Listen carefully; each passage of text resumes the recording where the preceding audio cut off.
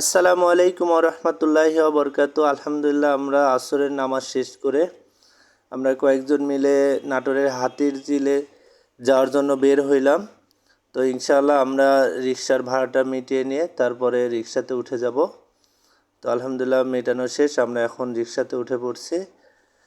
তো রিক্সাতে ওঠার পরে আমরা সবাই সামনের ক্যামেরা দিয়ে সবাইকে হাই হ্যালো দেওয়ার জন্য সবাই খুব আনন্দ করছি। যাই হোক, আলহামদুলিল্লাহ খুবই ভালো লাগছে আমাদের এই পড়ন্ত বিকেলে মেঘলা আকাশের নিচে ঘোরাঘুরি করা, খুবই মজাদার বিষয়। তো এখন আমরা মাদ্রাসা মোড় পার হয়ে যাচ্ছি নাটোরের বিখ্যাত হাতির ঝিল দেখতে।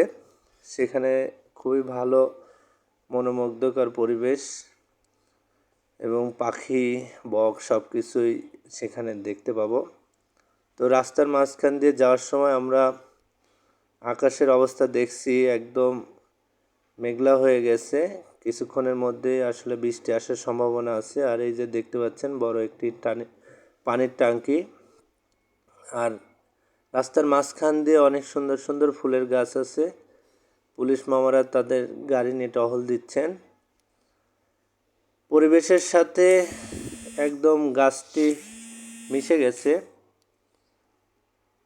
যে সুন্দর সুন্দর গাছগুলো আছে আর আবহাওয়ার সঙ্গে একদম মিশে গেছে। তো সুন্দর লাগছে সব কিছু। আর এই যে শঙ্কর গোবিন্দ স্টেডিয়ামের সামনে যে লেকটি আছে, সেই লেকের মধ্যে সবাই মাছ ধরছে বড়শি দিয়ে। এখন মাছ ধরাটা উন্মুক্ত, কারোর জন্য কোনো সমস্যা নেই। হালকা বৃষ্টি অলরেডি নেমে গেছে, তো হয়তোবা বৃষ্টির কারণে আমাদের আর ভিডিও করা হবে না, আর সম্ভবও নয়। তো ইনশাআল্লাহ বৃষ্টি জোরে আসার কারণে